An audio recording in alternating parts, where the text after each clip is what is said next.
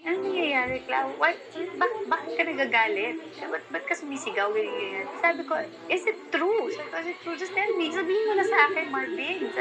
Sabi niya, ano po ang sasabihin ko sa'yo? Nasaan ka? Sabi ko. Nasaan si Rico? Sabi ko, gano'n. Ano sinasabi ng patay na? Ano? Patay na si Rico? Nagsisisigaw naman si Marvin. So, binaba ko na nare-realize ko, hindi pala kasama si Marvin. Finally, tumawag na si Dominic Racket. Sabi ko, where are you? At the hospital. So, may hope akong konti. Can I talk to the doctors, please? Clau, wala na. Hindi na pwede. Ilang beses na ni-revive. Try nyo lang ulit. Please, sabi ko, pakausap mo lang. Try mo lang ulit. Sunog na. Hindi na pwede. Wala na. Doon na ako, biglang may nurse na sumaksak sa akin ng value. And dumiretso akong Bulacan sa Kalumpit sa rest house ni Kuya Dennis at ni Marjorie. Nag-aantay ng tawag. Till, I don't know what happened. Tumawag daw si Geraldine kay Marjorie, asking nasaan ako. Till I got a call from Bobby na sinabi na, it's better na you place him alone. And lahat ito, inuulit ko lang for the timeline. Okay? Pero lahat to, all is forgiven. Emotions were all high. So I cannot say na, ang sama na ugali nito, ang sama na nito, dapat di ginawa ni to. Hindi. Ang masakit doon, sa pangyayaring yun, was, di ba, syempre, bawal ako, di ba? Pumunta doon. Ang sinabi lang, Bakit nga pala bawal pumunta doon? yun ang hindi ko alam. I was asking why. What did I do? Tapos sabi niya lang na parang kailangan yung suit ni Rico kunin sa condo. Sa condo niyo? And then sinabi niya, sabi ko, where are you? Sabi ko, where are you? Where will I go? Tapos sabi niya, parang, it's better na yun. Just wait for him alone na lang. So, yun, why? Tapos narinig na ako ng ate ko. Kinuha niya na yung phone.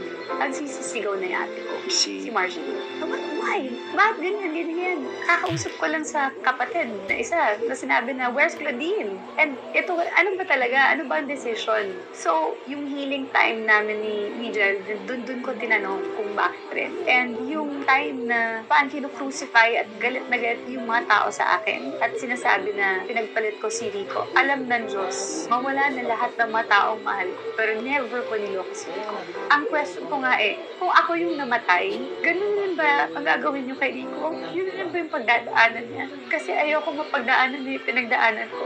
I mean, ika-question din ba yung mga na sa kanya, sa mga na-chismis sa kanya? Ipipilit ba na totoo yun? Diba? I mean, kung sa akin nangyari yun, baka mas grabe pa yung ginawa sa kanya. And during the time na kinukrucify ako ng tao at sinasabi nila kasalanan ko, ang hindi alam ng tao, ako rin, sinisisi ko rin yung sarili ko. Na